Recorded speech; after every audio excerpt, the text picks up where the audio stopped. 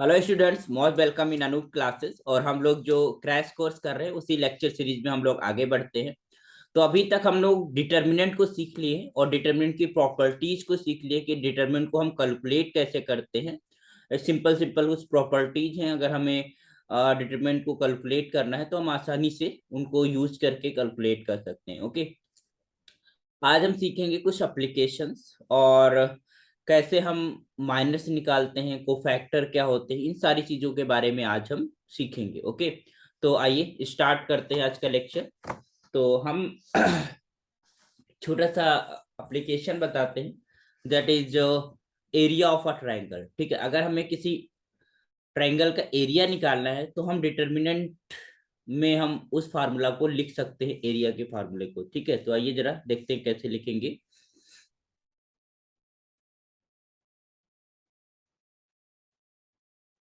Area of a triangle.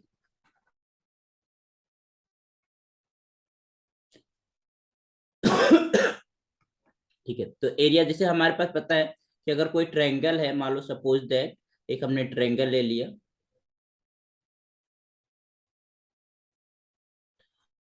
इसका नाम दे देते हैं ए, बी और सी। इसके कोऑर्डिनेट्स हैं x1 कामा y1, इसके कोऑर्डिनेट है x2 कामा y2 और सी के कोऑर्डिनेट है x3 कामा y3। ठीक है, तो हमें पता है कि अगर कोई ट्रायंगल है उसके वर्टिसेस हमारे पास गिवन है। ठीक है, x1 y1, x2 y2, x3 y3। तो उस ट्रायंगल का एरिया लिखने का फार्मूला क्या होता है? यू नो दैट एरिया, ये इसको हम ऐसे वीडियो नोट करते हैं, इट जस्ट इक्वल टू 1/2। है ना, फार्मूला क्या होता है? 1/2 और ब्रैकेट में x1 और यहाँ पर होता है y2 minus y3 and plus का x2 and that is your y3 minus of y1 and plus of x3 is just equal to y1 minus y2। Clear? तो this is the area of the triangle. Formula हमें पता है, Cartesian coordinate में या फिर कह सकते हो कि कोऑर्डिनेट ज्योमेट्री में हम पढ़ते हैं कि ट्रायंगल का जो एरिया का फार्मूला होता है ये होता है। इसी फार्मूले को हम लोग डिटर्मिनेंट के फॉर्म में लिख के हम इजिली से याद रख सकते हैं। है ना, तो वो फार्मूला क्या होता है जरा देखते हैं। तो यू कैन जस्ट से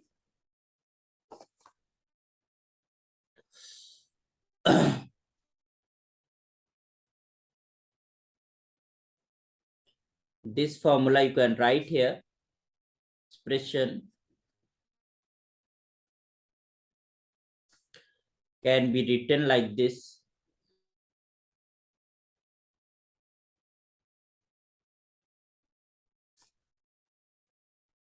In the form of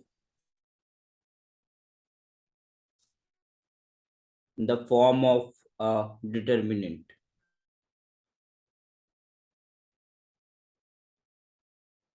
form of a determinant H कैसे लिख सकते हैं जरा देखना। तो that is equal to, is just half तो रहेगा ही, 1/2 आपको रखना है। और डिटर्मिनेंट के फॉर्म में कैसे लिखेंगे?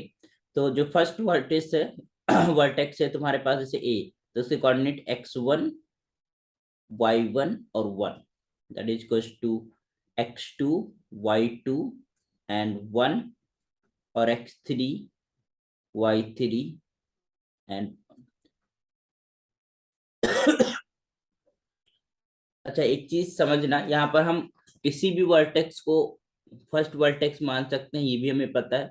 बट अगर हम यहाँ पर फर्स्ट रो और सेकेंड रो को आपस में इंटरचेंज करते हैं तो डिटरमिनेंट की एक प्रॉपर्टी होती है, वही कहती है कि साइन चेंज हो जाएगा।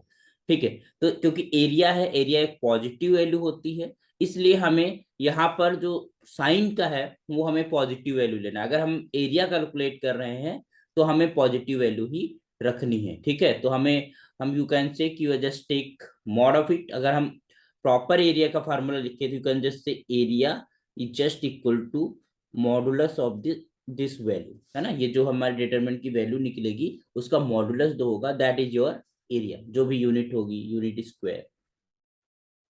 ओके, तो सिंपल फार्मूला है, फार्मूला क्या है कि हमारे पास व्हाट इज x1 y1 और उसके साथ 1 ऐड कर देंगे, तो x1 y1 1 फर्स्ट रो में, सेकंड रो में x2 y2 1 और थर्ड रो में x3 y3। तो दिस इज फार्मूला। और डिटरमिनेंट के फॉर्म में हम आसानी से इसे याद करो, डिटरमिनेंट को एक्सपेंड करके जैसे हमें कैलकुलेट करना होता है, तो हम आसानी से एरिया को कैलकुलेट कर पाएंगे। ओके, तो आई होप ये एक एप्लीकेशन छोटा सा है, या कह सकते हो कि एक फार्मूला छोटा सा बनता है किससे, डिटरमिनेंट की मदद से किसी भी ट्रायंगल का एरिया कैलकुलेट करने का। तो कुछ चीजें हैं जैसे कि हमने बताया कि पॉजिटिव रहना, इसको लिख लीजिए ताकि आपको ध्यान रहे। ठीक है, रिमार्क तौर पे लिख लीजिए। क्या रिमार्क के तौर पे लिखिए कि since area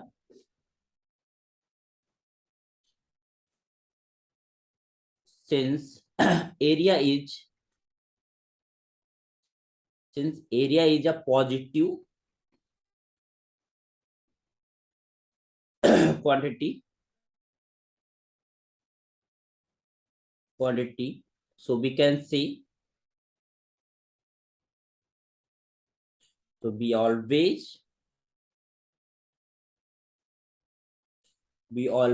take the absolute value of the determinant।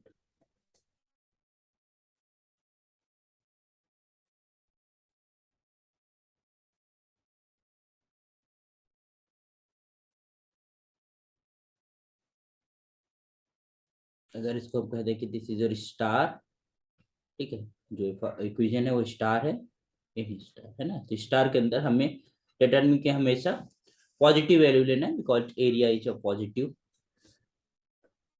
Second remark क्या लिखते हैं हम लोग कि इफ एरिया, अगर हमें एरिया पता है, if you just have area किसी ट्रायंगल का, इफ एरिया इज गिवन, तो उस केस में जो डिटरमिनेंट की वैल्यू लेने होंगे वो दोनों ले सकते हैं, पॉजिटिव भी ले सकते हैं, नेगेटिव भी ले सकते हैं, क्योंकि अब मॉडुलस पॉजिटिव तो हमारे नेगेटिव नंबर का भी तो आता है ना। तो अगर हमारे पास एरिया गिवन है and you will have to calculate the value of the determinant, कि हमारे पास जो लेमडा है या फिर डिटरमिनेंट की वैल्यू क्या आएगी, क्या रही होगी, तो वो हमारे पास नेगेटिव भी हो सकती है, पॉजिटिव भी हो सकती है। तो इफ एरिया इज गिवन, तो we can use both positive positive and negative. ये सब आप लिख लीजिए ताकि आपको ध्यान रहे कि हमारे पास ये चीजें हम क्वेश्चन को सॉल्व करते समय ध्यान रखेंगे। Values of the determinant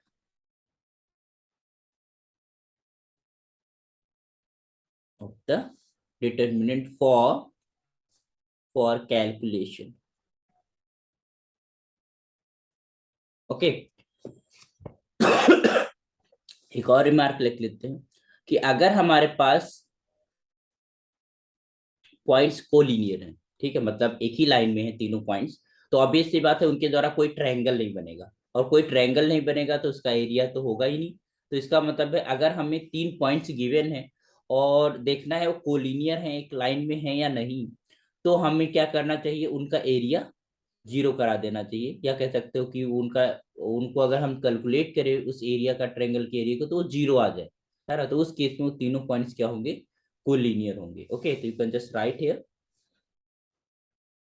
the area. और इसके ऊपर बहुत क्वेश्चन पूछे जाते हैं कि अगर हमारे पास 3 पॉइंट्स हैं वो कोलिनियर है कि नहीं, तो उसे चेक करना है। तो simply just calculate the area of the triangle, या डिटरमिनेंट में रख के उनका एरिया कैलकुलेट करो और 0 हो जाए। तो the area of the triangle, the area of the triangle formed by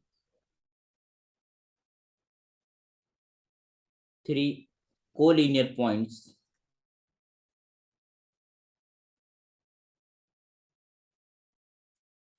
points is 0। इस चीज को हम जरा देख लेते हैं। अगर हमारे पास अगर हम यहाँ पर कहें कि let x1 y1 x2 y2 and x3 y3 are collinear points है ना, ये कोलिनियर पॉइंट्स हैं, तो ऑब्वियसली इनके द्वारा जो एरिया बनेगा डिटरमिनेंट का वो क्या होगा सॉरी ट्रायंगल का वो क्या होगा, 0 होगा। Double okay. तो यहाँ पर जो एरिया है 0, इसका मतलब क्या हुआ 1/2 डिटर्मिनेंट और x3 y3 1 है ना, ये चीज क्या आ जाएगी 0 हो जाएगी। डायरेक्ट आप इसको कहते हैं क्योंकि हाफ को तो उधर हम भेज देंगे या कह सकते हैं 2 से मल्टीप्लाई कर देंगे both side, you will get x1 y1 1 और x2 y2 1 और x3 y3 1। तो 3 पॉइंट्स को कोलिनियर होने की जो कंडीशन है वो ये है, you can say condition for collinearity।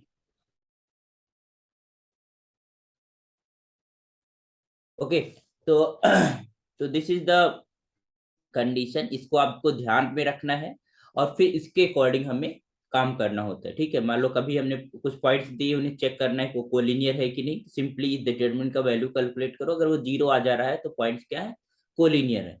या फिर बता दिया कि पॉइंट्स कोलिनियर है तो किसी पर्टिकुलर कांस्टेंट की वैल्यू आपसे पूछ लेता है, तो इस तरीके के क्वेश्चंस हमारे पास आ जाते हैं। तो ये चीज हम समझ गए, मतलब एक ट्रायंगल के एरिया का फार्मूला कहा जो है हम समझ आ गया है कि कैसे लिखा जाता है और डिटरमिनेंट के फॉर्म में हम कैसे उसे आसानी से लिखते हैं। अगर हम इसके ऊपर एक क्वेश्चन कर लें, let us right problem on it.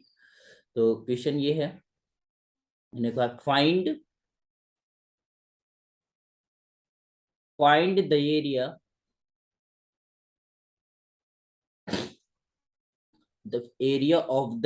find the area of the triangle whose vertices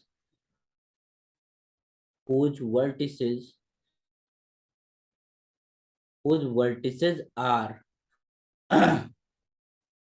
3, 8, -4, 2 and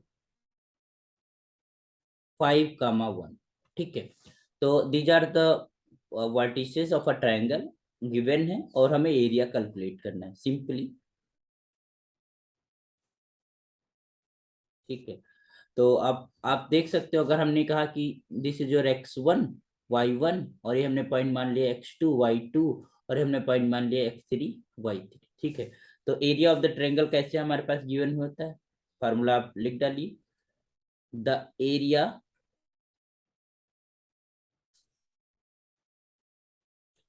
of triangle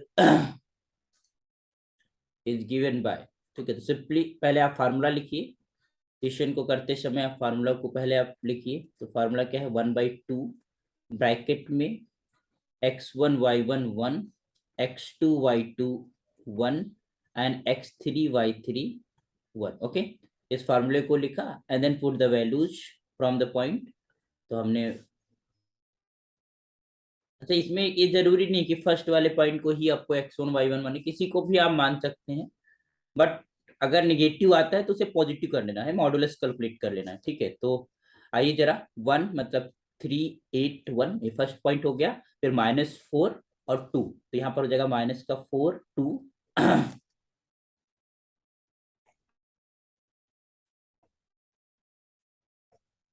ठीक है, तो -4 2 और ये 1। Okay, and this is your 5 1 and 1। Okay, अब इसको जैसे हम कैलकुलेट करते हैं इसे कैलकुलेट करिए, जरा देखते हैं कैसे कैलकुलेट करेंगे। तो पहले तो हमने 3 ले लिया, फर्स्ट रो के अलॉन्ग हम इसे स्पेंड कर रहे हैं, फिर हमारे पास क्या हो जाएगा, ये पूरी पूरी कॉलम चली जाएगी, पूरी पूरी रो, 2 1 जा 2 2 -1 तो ये हो जाएगा 2 -1। फिर हमारे पास सेकंड एलिमेंट लेंगे, फर्स्ट रो का माइनस का 8 माइनस के साथ होता है, और ये पूरा पूरा कॉलम, ये पूरी पूरी रो, ये -4 और 5 1 जा 5 मतलब -5 -4 -5। ओके, नेक्स्ट है +1 के साथ, ये पूरा पूरा कॉलम गया, रो गया, ये -4 और -10 तो हो जाएगा -4 -10 10। ओके।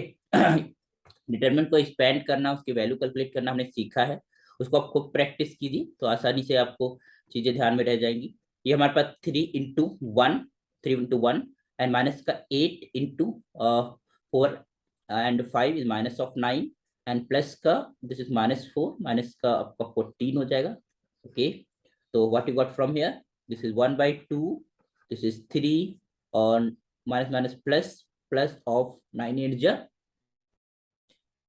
72, और यहाँ पर माइनस का 14, तो हमारे पास कितना आ गया, ये हमारे पास हो जाएगा 1/2, और ये 75, 72 एंड +3 75 माइनस ऑफ 40। ठीक है, तो ये हो जाएगा 1/2, ब्रैकेट में आप अगर 75 से 14 जाएगा तो इट विल बी 61, तो ये आ जाएगा 61/2, जो भी यूनिट है, यूनिट का स्क्वायर। तो this is the area of the given triangle जिसके वर्टिसेस हमें पता है 61/2 unit square, this is the answer. तो इस तरीके से हम किसी भी ट्रायंगल के अगर वर्टिसेस पता है तो we can able to calculate area. पहले भी फार्मूला हमें पता था, बट वो फार्मूला आपको याद करने में थोड़ी डिफिकल्टी हो सकती थी, इसको हम बड़ी आसानी से याद कर सकते हैं, है ना।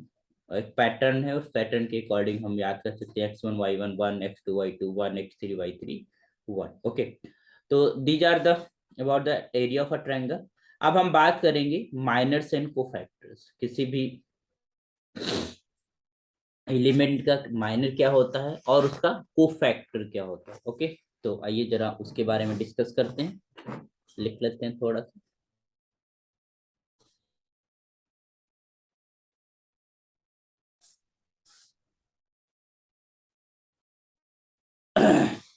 तो माइनर एंड कोफैक्टर्स।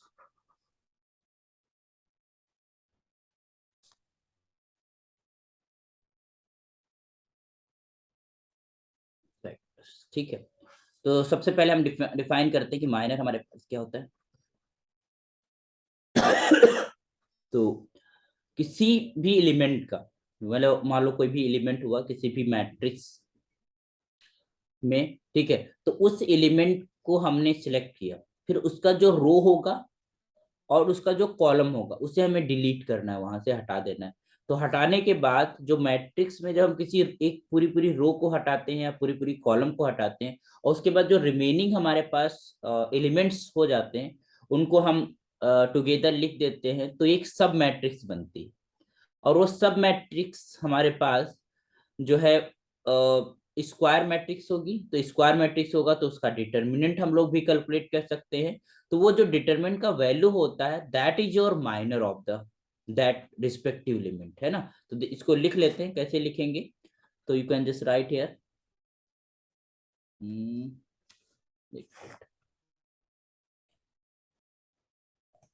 तो माइनर क्या होता है, जैसे right here minor,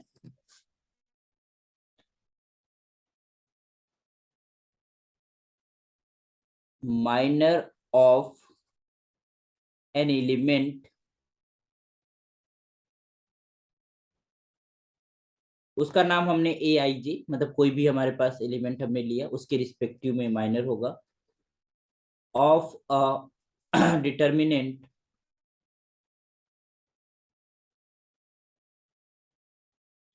determinant is the determinant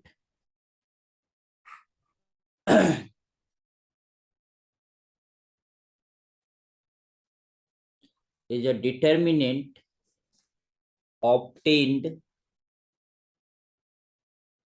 is obtained by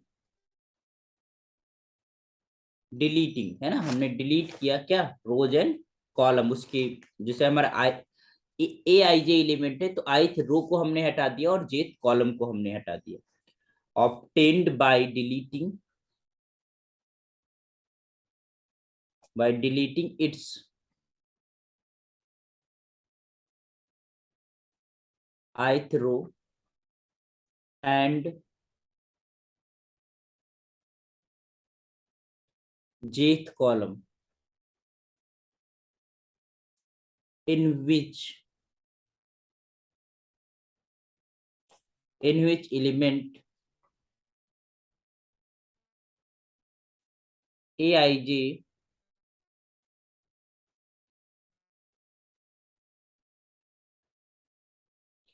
lies, ठीक है, जहां पर Aij का जो ith रो और jth कॉलम है उसको हम डिलीट करते हैं, उसके बाद जो बचा हुआ हमारे पास सब मैट्रिक्स होता है, उसका जो डिटर्मिनेंट होता है उसका वैल्यू ही हमारे पास क्या कहलाता है, माइनर कहलाता है। तो यू कैन जस्ट से minor of an element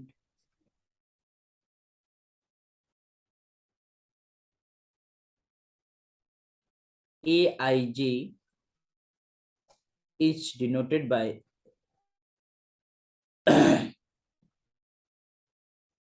is denoted by capital M I J, है ना, किसी भी एलिमेंट ए आई जे का एलिमेंट हम कैपिटल एम आई जे से डिनोट करें तो माइनर इज अ वैल्यू, है ना, क्योंकि डिटर्मिनेंट है तो एक वैल्यू होगी, कोई भी कॉम्प्लेक्स या रियल कोई भी नंबर होगी तो उसको हम डिटर्मिनेंट कहते हैं। ओके, एक चीज और ध्यान रखिएगा कि जो अगर हमारे पास एक एन ऑर्डर का मैट्रिक्स है, ठीक है, तो उसमें हमारे पास जो डिटर्मिनेंट होगा का डिटर्मिनेंट, जो माइनर का डिटर्मिनेंट होगा उसका जो ऑर्डर होगा वो n-1 होगा, एक कम हमारे पास। तो you can just write here,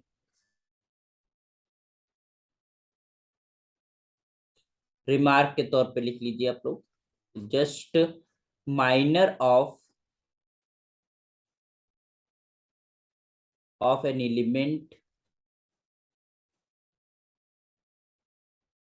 element of a determinant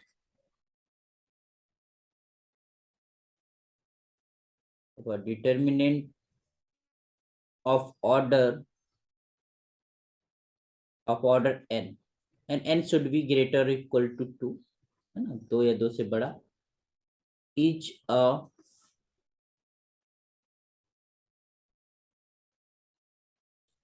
determinant of order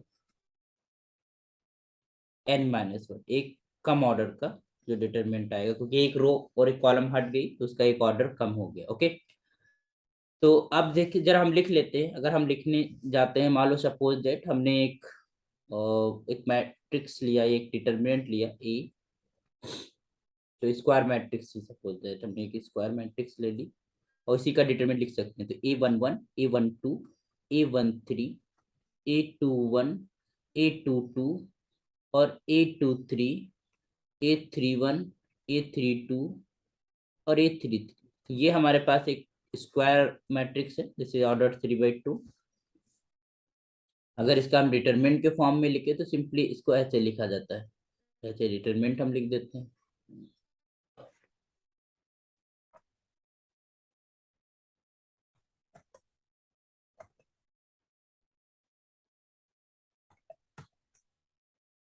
ये ओके।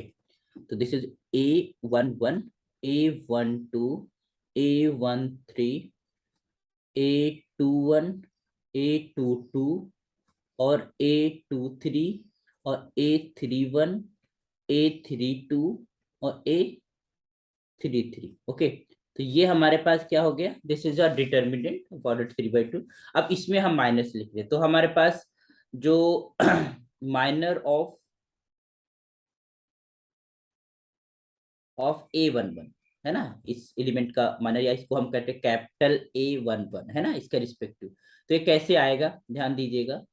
हमें ये एलिमेंट हमने चुना A11, तो इसका हमें पूरा पूरा कॉलम हटा देना है, ये पूरा पूरा कॉलम हमारे पास जो है, जो फर्स्ट कॉलम है वो चला जाएगा और जो फर्स्ट रो है वो चला जाएगा।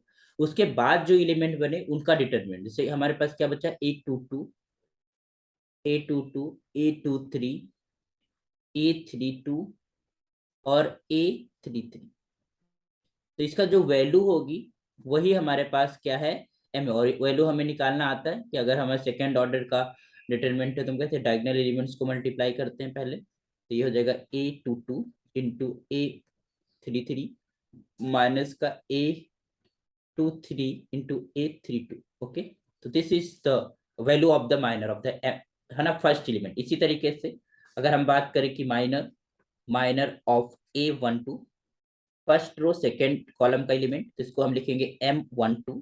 ओके, और यहाँ से हम कैसे निकालेंगे, सिमिलरली ये वाला एलिमेंट लेंगे तो ये वाला गया हमारे पास, ये कॉलम गई और ये वाला रो गया, फर्स्ट रो चला गया और कॉलम, तो ये बचेगा A21 A31। ये हो जाएगा A21 और A31 और फिर A23 and A33। Okay, similarly you can just calculate it. तो this is A21 A33 minus का A23 और A31। ओके, इस तरीके से हम कैलकुलेट कर लेते हैं इसको। तो इसी तरीके से माइनर ऑफ A13, तो simply you can just say here M M13। तो हमारे पास जब फर्स्ट कॉलम फर्स्ट रो जाएगा, you can just say here this is your, ये हमारे पास थर्ड कॉलम और फर्स्ट रो, तो ये बचेगा A21 A31 और A22 और A32। ओके, इस तरीके से हमारे पास ये हमको जो एलिमेंट है A13 उसके रिस्पेक्टिव माइनर हमें कैलकुलेट हो जाएगा, A21 A32 और माइनस ऑफ A22 और A31, इस तरीके से। ठीक है, बाकी के अगर हम लिखना चाहें, जैसे कि हम M हम लिखे यहाँ पर, यहीं लिख लेते हैं ताकि ये मैट्रिक्स हमको दिखती रहे। माइनर ऑफ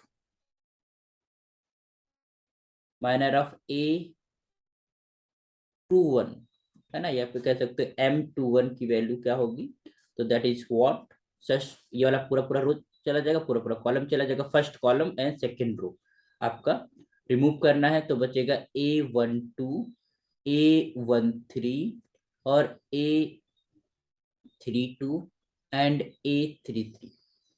ओके, इस सेकेंड कॉलम हमारे पास हमने रिमूव कर दिया है, सेकेंड रो का रिमूव किया फर्स्ट कॉलम, तो A12 A33 एंड माइनस का A13 एंड A32। ठीक, फिर हमारे पास minor of, you can just say minor of A22 M22 कह सकते हो, you can just calculate from here. तो you just second row second column, okay, तो दिस इज A11 और A31। ओके, फिर A13 और A33। फिर इसी तरीके से अगर हम M23 कैलकुलेट करना चाहें, ठीक है, तो हमारे पास क्या हो जाएगा, थर्ड कॉलम आपको रिमूव करना है, सेकेंड रो करना है, तो A11 A12 और A31 और A32, ये एलिमेंट्स बचेंगे।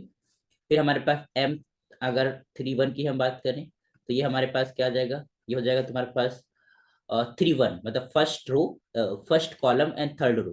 तो फर्स्ट ये हमारे पास ये वाली, ये पूरा पूरा जो है रो चली जाएगी और ये पूरा कॉलम चला जाएगा, तो ये हो जाएगा A12 A13 और A22 A23। ठीक है, इसी तरीके से हम नेक्स्ट कैलकुलेट कर सकते हैं, अगर हम यहाँ लिख दें M32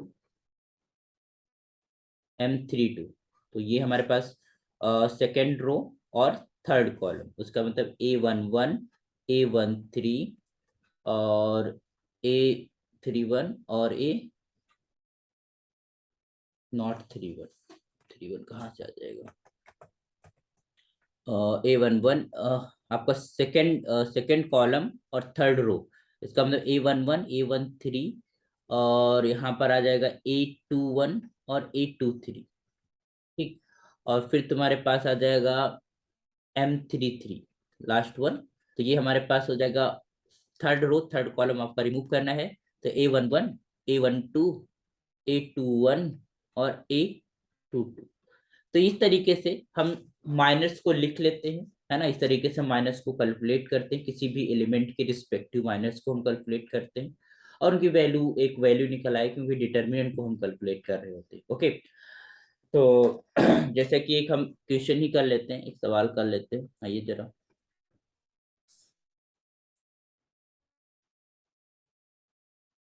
क्वेश्चन ये है कि फाइंड,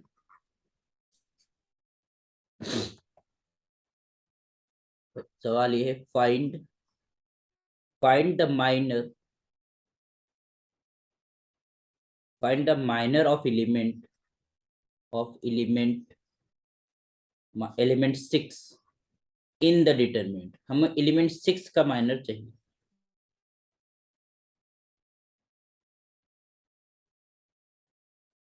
डिटरमिनेंट क्या है, that is given here, this is 1 2 3 4 5 6 7 8 9।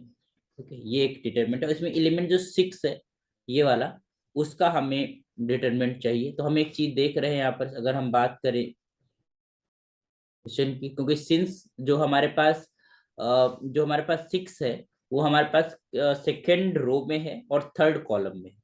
उसकी पोजीशन क्या है, second row and third column. ये कौन सा एलिमेंट है, you can just say this is your A of 2 3 position का एलिमेंट है ना। तो you can just say here, you can write here, since 6 lies, so we can remove this second row and third column from the determinant. Okay, so 6 lies in the second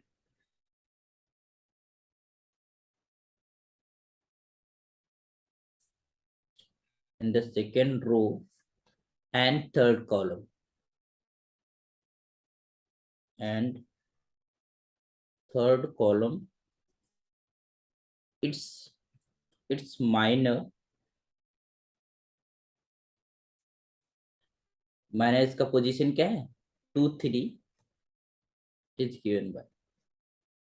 कैसे आएगा, अगर हम यहाँ पर M2 3 को निकालने जाएंगे तो सेकेंड रो हटाना है हमको, 4 5 6 हटा देना है पूरा, और 3 6 9 पूरा हटा देना है। तो क्या बचेगा तुम्हारे पास 1 2 बचेगा फर्स्ट रो में, और थर्ड रो में हमारे पास बचेगा 7 8। ओके, इसकी वैल्यू हमें कैलकुलेट करनी है।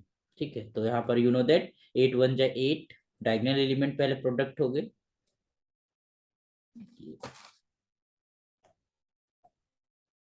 ओके, तो this will be what, this will be your 8 1 जा 8, ये हो जाएगा 8, और 7 2 जा 14, तो माइनस का क्या हो जाएगा 14 हो जाएगा। ओके, तो अब हमारे पास ये आंसर क्या आ गया, माइनस का 6।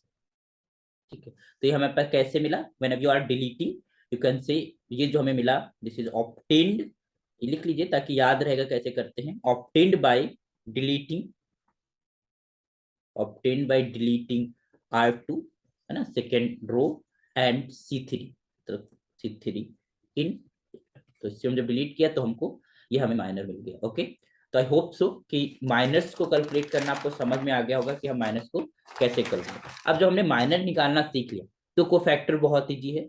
कोफैक्टर में जो प्लस माइनस आता है वो पोजीशन के अकॉर्डिंग आता है, कि हमारे पास किस पोजीशन का एलिमेंट हम ले रहे हैं उसके अकॉर्डिंग हम माइनस में ही प्लस माइनस ऐड कर देते हैं, तो हमें वो कोफैक्टर्स बन जाते हैं। तो आइए डिफिनीशन सेकंड लिखते हैं जो कि कोफैक्टर की डिफिनीशन है।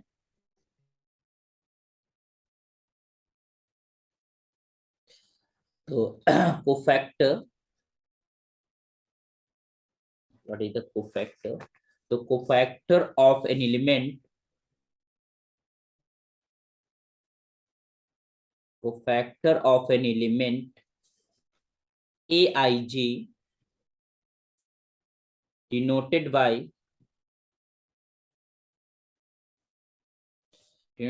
AIJ is just equal, इसको हम कैसे डिनोट करते हैं AIJ से, और डिफाइंड कैसे है,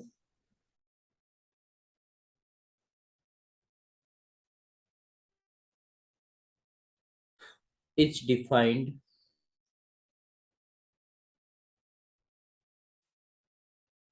defined by, कैसे डिफाइंड होता है AIJ। देखिए, कोफैक्टर्स निकालना हो या फिर माइनस, तो माइनस निकालना है तो माइनस हमें आना चाहिए निकालना, और उसी से हम कोफैक्टर्स को भी लिख पाते हैं। AIJ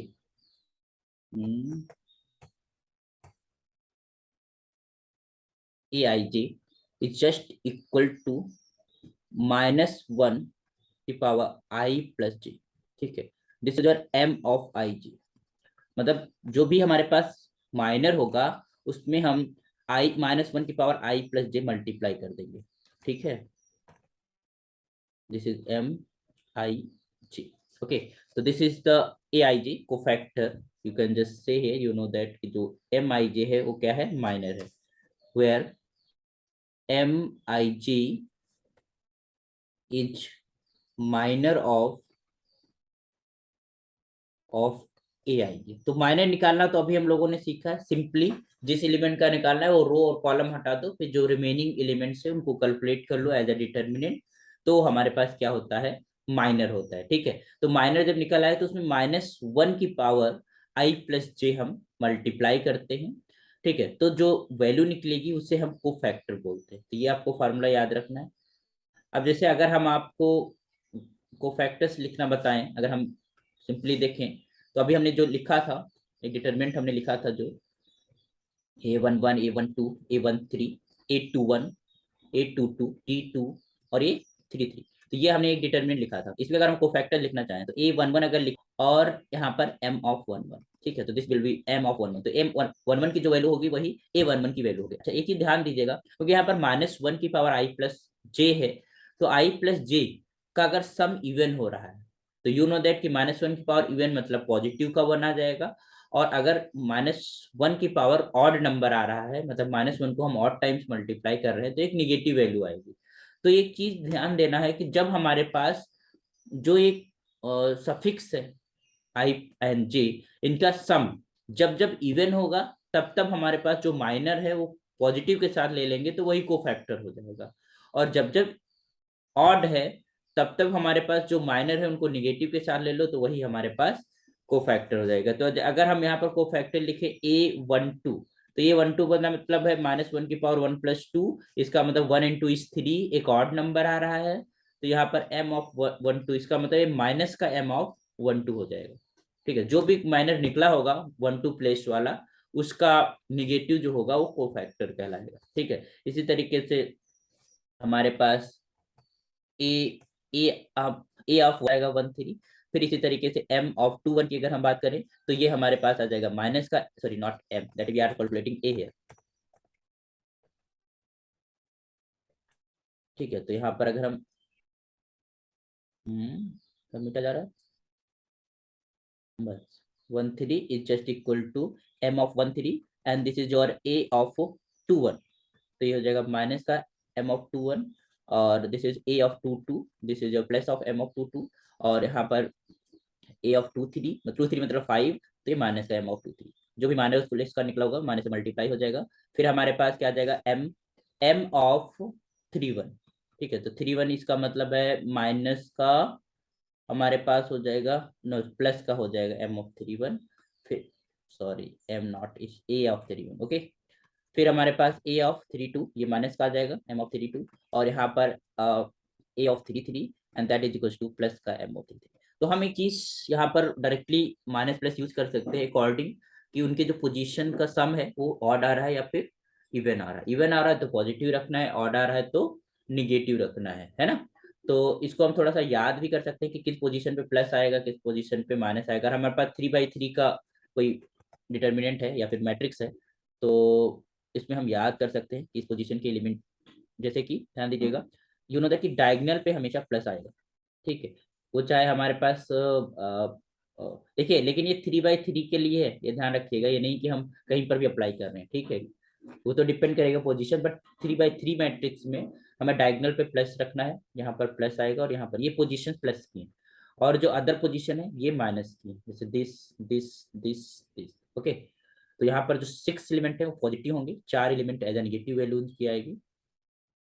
हम देख सकते हैं ना, ये 1-1 प्लेस है, ये 1-3 प्लेस है, ये हमारा 2-2 प्लेस है, ये हमारे पास 3-1 प्लेस है और 3-3. तो इनका सम इवन आ रहा है तो इसका मतलब यहाँ पर पॉजिटिव आना है. ठीक है, तो ये एक तरीका है, याद कर सकते हो कि डायगोनल पे अगर कोई एलिमेंट है तो उसका जो माइनर या कह सकते हो कोफैक्टर है वो हमें जो है निगेटिव पॉजिटिव में लेना है, उसके अलावा निगेटिव में लेना है.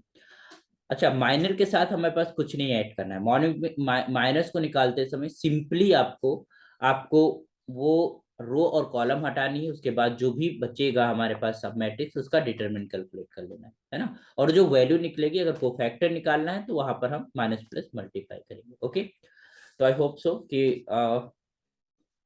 आपको ये चीज समझ में आई.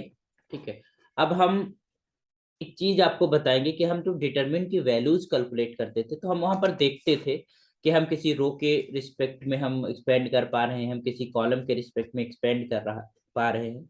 एक्चुअली जो बेसिक डिफिनीशन है डिटरमिनेंट को कैलकुलेट करने वो ये है कि किसी भी डिटरमिनेंट को कैलकुलेट करने हम कोई भी रो ले लें, कोई भी कॉलम ले लें, और उस कॉलम के जो एलिमेंट्स हैं उनके रिस्पेक्टिव हमने कोफैक्टर्स निकालना है, और कोफैक्टर्स को हम निकाल के उनको आपस में मल्टीप्लाई करके उनको ऐड कर देते हैं, तो वही डिटरमिनेंट की वैल्यू होती है।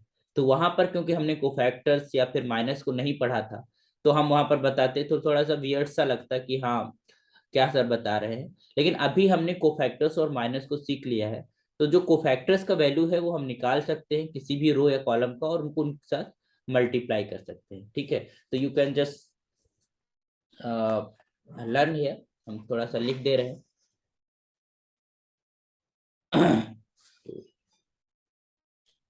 हालांकि डिटरमिनेंट का वैल्यू निकालना हमें आ गया, बट ये वैल्यू हम किस तरीके से लिख सकते हैं, और कोफैक्टर्स के फॉर्म में भी हम लिख सकते हैं। तो कैसे लिखेंगे?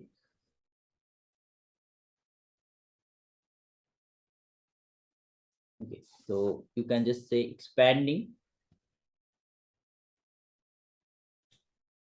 expanding the determinant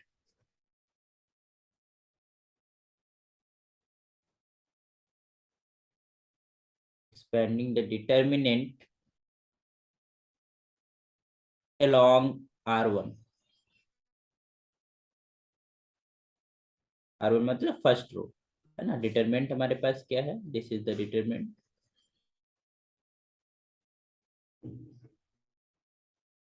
A11, A12, A13, A21, A22, A23, A31, A32, A33। ये बार बार जो हम डिटरमिनेंट लिखते हैं या फिर उनके सफिक्स के साथ एलिमेंट्स लिखते हैं, ये आप लिखिएगा, ये प्रैक्टिस करिएगा, ताकि आपके दिमाग में पोजीशंस किसी भी एलिमेंट की बैठ जाए कि हमारे पास किस पोजीशन का क्या एलिमेंट है।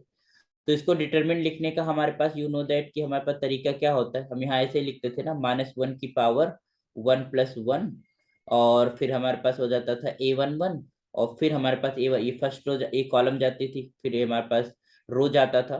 तो क्या बचेगा? A22 और A23, A32 और A33, है ना। इसी तरीके से हम एक्सपेंड करते थे, फिर सेकेंड एलिमेंट लेते थे तो उसमें होता था -1 की पावर 1+2, और फिर A12, फिर हमारे पास ये सेकेंड कॉलम और फर्स्ट रो, तो A21, A23 और A31, A33। ओके, फिर हमारे पास प्लस ऑफ -1 की पावर 1+3, है ना, जिस पोजीशन का एलिमेंट होता था 1 3, और उसमें हम क्या करते थे? A21, A22 और A31 और ये 32। क्लियर? तो ये हमारे पास, हमने जब ये एलिमेंट लिया तो हमारे पास थर्ड कॉलम चला गया, फर्स्ट रो चला गया, A21, A22, A31, A32। तो ये हमारे पास, अब हम एक चीज देख रहे हैं यहाँ पर, जो A11 है, A11 के साथ क्या मल्टीप्लाइड है? ये तो माइनर हो गया, और माइनस में -1 की पावर 1+1 मल्टीप्लाइड है, तो ये क्या हो गया? Actually this is the cofactor of this position element. A11 का क्या हो गया? Cofactor, respective cofactor. तो this is nothing, this is your A11 into A11, capital का 11 मतलब कोफैक्टर। फिर प्लस हमारे पास यहाँ पर भी हम देख रहे हैं कि A12 का जो कोफैक्टर होता है -1 की पावर 1+2 इंटू दिस वन, तो ये हो जाएगा तुम्हारे पास A12 और कैपिटल का A12, है ना। और प्लस हम यहाँ पर A13 की बात करेंगे, तो A13 इस cap multiplied with A capital का A13। ओके, तो एक चीज हम देख रहे हैं कि कोई भी रो ले लिया या कोई भी कॉलम ले लिया, उस कॉलम के जो एलिमेंट्स हैं उनके कोफैक्टर्स हम निकाल लें और उनको आपस में मल्टीप्लाई करके ऐड कर दें, तो हमको क्या मिल जाएगा? वैल्यू ऑफ द डिटर्मिनेंट, उस डिटर्मिनेंट की वैल्यू मिल जाएगी। ठीक है, you can just say here where AIG is cofactor, cofactor of AIG। AIG का क्या है? कोफैक्टर। ठीक है, तो यहां से जो डिटरमिनेंट हमको मिला वो क्या मिला? You can just say here just equal to sum of product sum of product of elements sum of product of elements of R1 with their corresponding cofactors.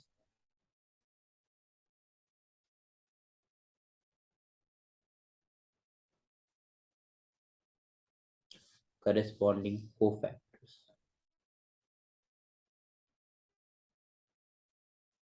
Okay, तो इस तरीके से हम किसी भी रो किसी भी कॉलम के लॉन्ग हम कर सकते हैं, तो यू कैन जस्ट से। तो यहाँ पर 6 वेज हो गए डिटरमिनेंट को कैलकुलेट, क्योंकि हमारे पास 3 कॉलम्स है और 3 रोज है। तो सिमिलरली यू कैन से determinant can be calculated by other 5 ways, है ना। एक तो एक तरीका हो गया R1 के रिस्पेक्ट में, फिर R2 R3 C1 C2 C3, उन सबके रिस्पेक्ट में हम कैलकुलेट कर सकते हैं। Ways of expansion that is along R2 R3 C1 C2 and C3। Okay, तो इस तरीके से हम चीजों को कर पाते हैं, ठीक है। तो आई होप, तो इसका मतलब है कि अब हम डिटरमिनेंट को इस पॉइंट ऑफ व्यू से भी देख सकते हैं। बाकी तो आपको निकालना आता ही है, तो उस फार्मूले का हम यूज करेंगे, और वो फार्मूला आता ही से। तो दिस डिटरमिनेंट इज नथिंग, एक मिनट, अपने आप ही जो है चलने लगता है पेन। तो इसको जरा हम लिख लेते हैं। ओके, तो ये डिटरमिनेंट हमारे पास क्या होगा, you can just see this is sum of the product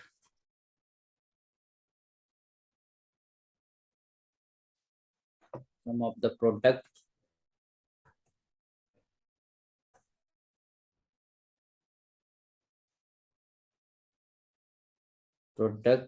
of elements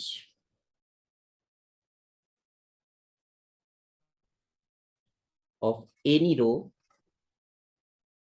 or column with their corresponding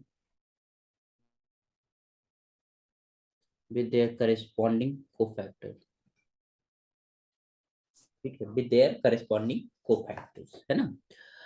तो दिस इज एक हमको रिजल्ट मिल गया डिटरमिनेंट को कैलकुलेट करने का। अभी तक हम लोग केवल फार्मूला कैलकुलेट करते थे, अब हम इस तरीके से भी चीजों को देख सकते हैं। बाकी तो डिटरमिनेंट जैसे सीखा है करना, वैसे ही आपको कैलकुलेट करना है, क्योंकि वो थोड़ा सा इजी रहेगा आपको। अच्छा, एक नोट लिख लीजिए। नोट क्या है कि अगर मान लो कोई रो है, और उस रो के हमने एलिमेंट्स लिए और कोफैक्टर हमने किसी दूसरे रो के लिए, ठीक है, और उनको आपस में मल्टीप्लाई करके जब ऐड करेंगे तो हमेशा रिजल्ट 0 आएगा। या कोई कॉलम ले लिया और कॉलम के ही रिस्पेक्ट में हमने कोई दूसरा कॉलम ले लिया और दूसरे कॉलम के हमने कोफैक्टर्स ले लिए, और उनको आपस में हमने मल्टीप्लाई करके हमने ऐड किया, तो वो रिजल्ट हमेशा 0 आएगा।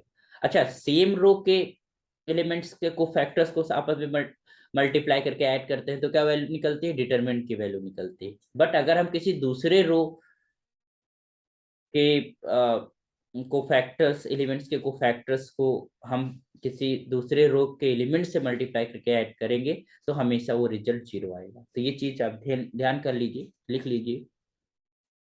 If if elements if elements of a row or column are multiplied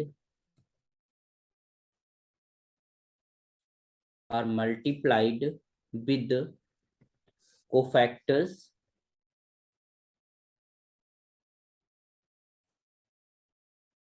of any any other row or column, then their sum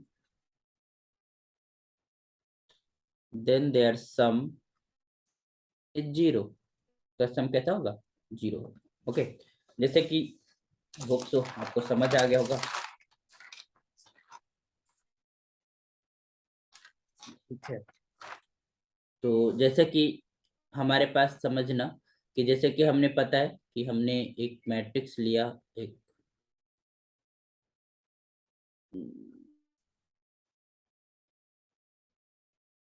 हाँ क्या कह रहा है कि हमारे पास अगर हमने ए लिया, that is A11, A12, A13, A21, A22 और A23, A31, A32 और A33, ये हमने ले लिया। ठीक है, this is of order 3 by 3। Okay, अब हमारे पास अगर हम बात करें कि हमारे पास अगर हमें पता है, हम अगर ये वैल्यू कैलकुलेट ए वन वन का करस्पॉन्डिंग मान लो हमने ये फर्स्ट रो ले लिया और थर्ड रो ले लिया। ठीक है, तो फर्स्ट रो का एलिमेंट और थर्ड रो का उसका रिस्पेक्टिव कोफैक्टर, जैसे हमने कहा A31 है ना, ये प्लेस पे है, ये इसको करेगा, ये इसके करस्पॉन्डिंग रहेगा, ये इसके। तो ए प्लस का A12 और कैपिटल A32 और A13 कैपिटल का A33, तो इसका सम हमेशा जीरो आएगा। इसका सम क्या आएगा? जीरो आएगा। इसी तरीके कोई और रोल ले लो, मान लो हमने ले लिया A21 और A31 प्लस का हमने A22 और A33, तो इनका सम भी क्या आएगा? जीरो आएगा। तो ये चीज है। अच्छा, ये क्या आता था? डिटरमिनेंट की वैल्यू क्या आती थी? अगर हम फर्स्ट रो ले लिए तो फर्स्ट रो के उसी के कोफैक्टर्स को आपस में मल्टीप्लाई करते हैं तो वैल्यू निकलती है डिटरमिनेंट। क्लियर? तो इस तरीके से हमारे पास ये जो रिजल्ट है वो यही कहता है कि अगर हमारे पास एक रो है, उसके एलिमेंट से और कोफैक्टर किसी दूसरे रो के हैं, तो उनको आपस में मल्टीप्लाई करके तो हमेशा वैल्यू क्या आएगी? जीरो आएगी। तो ये आप ध्यान रखिएगा। ओके, तो अभी हमें लगता है कि अगर और हम पढ़ाएंगे तो ये लेक्चर बड़ा हो जाएगा, तो इसलिए हम अभी क्विट करते हैं। नेक्स्ट लेक्चर में, इसी से कंटिन्यूअस लेक्चर में हम लोग एडजॉइंट ऑफ अ मैट्रिक्स पढ़ेंगे, है ना, और उसके ऊपर कुछ थ्योरम, कुछ रिजल्ट्स भी हम प्रूव करेंगे। ठीक है, और हाँ, तो नेक्स्ट लेक्चर में हम लोग एडजॉइंट के बारे में पढ़ लेंगे, फिर हम एप्लीकेशंस को पढ़ेंगे। ठीक है, तो ठीक है, तो आज मतलब इस लेक्चर में हम इतना ही करते हैं। बाकी आप लोग जो भी बच्चा लोग, जो भी स्टूडेंट्स, जो भी लोग पढ़ रहे हैं, जो भी इन वीडियोस को विजिट कर रहे हैं अपनी मैथमेटिक्स नॉलेज के लिए, वो और बच्चों को भी शेयर करें। और यहाँ पर जो कंटेंट है वो जो बहुत ही मतलब कॉन्साइज है, बहुत ही तरीके से हम चीज़ों को हमने यहाँ पर डिलीवर करते हैं। तो ये चीज़ों को आप बिल्कुल मतलब नो डाउट आप अच्छे से चीज़ों को करिए, तो आप प्रैक्टिस करेंगे, आप बहुत अच्छा सीख पाएंगे। ठीक है, तो थैंक यू सो मच और keep learning mathematics. Thank you.